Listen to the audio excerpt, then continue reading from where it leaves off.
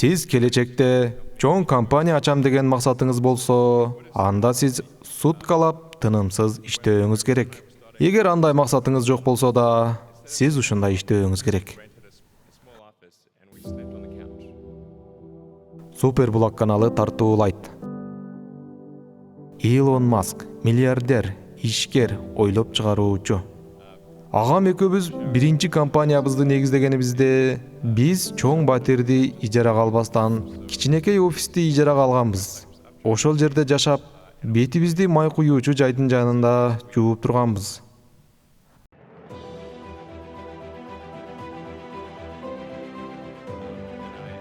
Биздин болгону бир компьютерибиз бар эле. Ал суткалап күнү-түнү иштечү. Менин сүйлөшкөн кызым да ошол офисте жатып калчу. Мени менен көрүшүп туруш үчүн, чоң максатка жетиш үчүн колубузду таштабай, тынымсыз иштейт элек. Жөнөкөй элементардык арифметика. Эгер сиздин атаандашыңыз 50 саат иштесе, а сиз 100 саат иштесеңиз, анда сизди жылдын жыйынтыгында сиз 2 эсе көп иштегенге барабар болот. Компаниянын ийгилиги көп нерседен көз каранды. Мисалы, сиздин акылыңыздан жана кетирилген каталарды оңдоодо. Эгер байкап көрсөк, ишке ашпай калган компания менен жаңы башталган стартаптын айырмасы эмнеде? Алардын экөөндө тең каталары болгонун байкайбыз. Биринчи башталгыч стартаптагы компания катасын биринчи табып, дароо эле оңдогон. Ал эми экинчи компания ал катасына көздөрүн жумуп коюшкан. Сиз каталарга болгон позицияңыз сизди популярдуулукка алып келди. Сиздин сөздөрүңүздү баары айтып жүрүшөт. Эгер жумушуңуз ишке ашпай жатса, анда сиз толук кандуу аракет кылбай жатканыңыз. Менин жумушум ишке ашпай калгандардан деле эмесмин. Мен болгону айкын көзүм жеткен иштер менен алек болом. Жыйынтыгында ийгиликке жетериме көзүм жетет. Биздин компанияда биз негизги нерсеге гана көңүл бурабыз. Көпчүлүк компаниялар кымбат баалуу жабдууларды сатып алышат. Бирок ал жабдуулары алардын продукциясынын сапатын жакшыртпайт. Мисалы, биз Теслада $1 жарнамага короткон эмеспиз. Биз изилдөөлөргө каражаттарды жумшаганбыз. Өнөр жайды өнүктүрүүгө, дизайнга, биздин унаалардын кемчилиги жок болуу үчүн бул кылганыбыз жемишин берди. Мен ойлойм, өнөр жайга эң оптималдуу жолу ушул деп.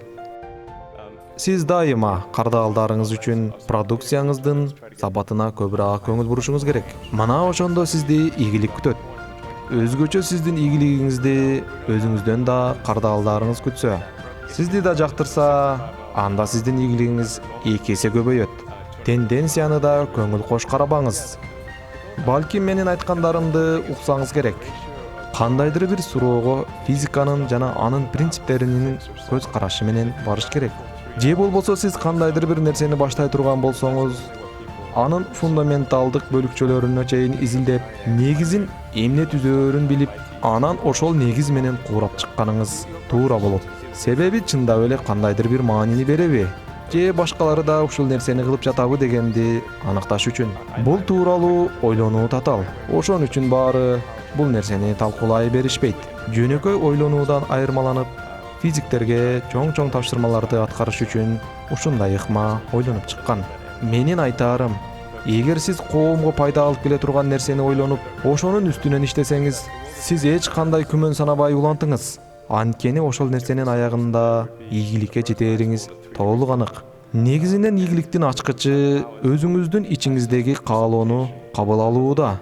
Чыныгы ишкер эки нерсени даана көрүш керек. Реалдуулукка эч айланбаган сокур максаттын артынан чуркоону жана дүйнөнү жакшы жака өзгөртүүгө болгон аракетти. Бул бир көргөндө эле билине турган нерсе эмес. Бул нерсе өзүң менен өзүң ачык, чынчыл болууну талап кылат. Бул нерсени дайыма билип жүрүү керек. Өзүңүзгө болгон сын катуу жана кылдаттуу болуусу шарт. Сиз дайыма ойлонушуңуз керек. Колуңуздагы адамдар өзүнүн ишине жакшы маани берип иштөөсүнө. Бардык компания бул адамдардын чогулуп иштөөсүнүн негизинде продукция жана башка нерселер жаралат. Таланттуу, шыгы бар адамдар менен кызматташып иштөөдө сиздин ийгилигиңизге түздөн түз алардын таасири тиерин унутпаңыз. Ошондуктан өтө олуттуу мамиле кылууңуз керек. Ушундай адамдарды командаңызга кошууда. Эмне менен алек болсоңуз да, сиздин продукцияңыз же кызматыңыз абдан жакшы болооруна ишеничтүү болуңуз. Кайсыл жерге барбаңыз, сиздин атааңдаштарыңыз сизди жеңил эле жууп коюшу ыктымал. Ошондуктан продукцияңыз, кызматыңыз базардагылардан айырмаланып, баарына жагып туруш керек.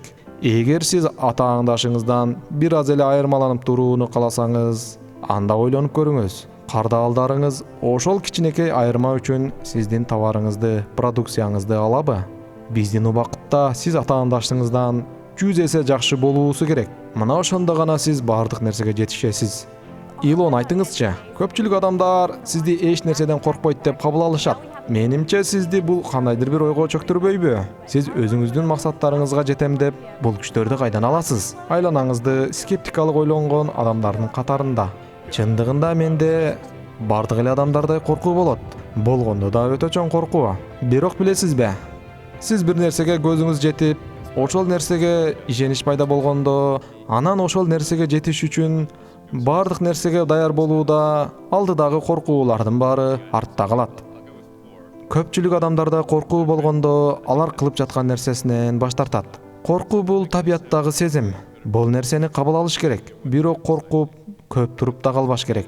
Эгер сиз эч нерседен такыр коркпосоңуз, анда психикалык жактан жакшы эмес экениңиздин белгиси. Коркуунун деңгээлин төмөндөтүш үчүн кулоону же кандайдыр бир тоскоолдуктарды алдын ала билип кабыл алыш керек.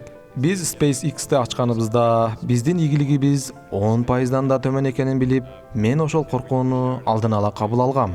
Сарптаган бардык акчамды жок болуп кетишине да даяр болгом. Мен ойлогом, эгер кыла берсек, жок дегенде жаңы багытка ачылыш кылабыз деп. Биздин кулообуздан кийин башка бөлөк компания эстафетаны улантат, жумушту аяктоо үчүн. Мен Tesla компаниясын негиздеп жатканда да мен ушундай эле ойлогом. Унаа чыгаруудагы компаниябыз ийгиликке жетер пайызы өтө эле төмөн эле. Мен компаниямын ийгиликке жетпей калаарына алдын ала даярдангам. Андан кийин жумушумду талыкпай уланта бергем. Дагы өтө маанилүү нерсе, эмне менен алек болсоңуз, ошол нерсени сүйө билишиңиз керек. Мейли, сиз өз жумушуңуздун баарынан да жакшы билесиз. Бирок жаңы проекттер сизге эч кандай ырахат же пайдалуу нерсе алып келбесе, анда сизди ийгилик тосуп албайт. Эгер сиз жумушуңузду жакшы көрүп, ар дайым жумушта болбосоңуз да, жумушуңуз тууралуу ойлоно берген болсоңуз, анда сизди 100 эсеге ыктымалдуу ийгилик күтүп жатканынан кабар берет. Албетте, бул акча үчүн иштегендерге салыштырмалуу. Мен сиздерге дагы айтам, эгер сиз алек болгон жумушуңузду жакшы көрбөсөңүз, анда сизде эч нерсе болбойт. Андыктан өзүңүзгө жаккан жумуш менен алектениңиз. Мени мотивация кылган нерсе жаркын келечек. Мен келечекти элестетип, менде жылуу бактылуулук пайда болот. Мен болгон күчүм менен алектенем. Келечек дагы да жарык жана жаркын болуш үчүн. Баарыбызга бизди кубандырган нерсе керек. Эртеңки күнүбүздү чыдамсыздык менен күтө тургандай болуп, менин мотивациям мына ушунда. Ар бир аракетимди келечек мындан да жакшы болуусуна жумшайм. Генри Форд арзан жана сапатсыз унааларды жаратканда элдер сындап айткан экен. Койчу, аттан эмне айырмасы бар деп. Генри ал чоң тобокелге барган. Бирок жыйынтыгында жемишин берди. Ката кетирүү коркунучтуу эмес. Эң негизгиси жаңы нерселерди кылууда ката кетирүү жакшы. Келечек башталды достор. Суперблог каналына жазылып, досторуңузга бөлүшкөндү унутпаңыз. Комментарийге ой пикириңиздерди калтырыңыздар.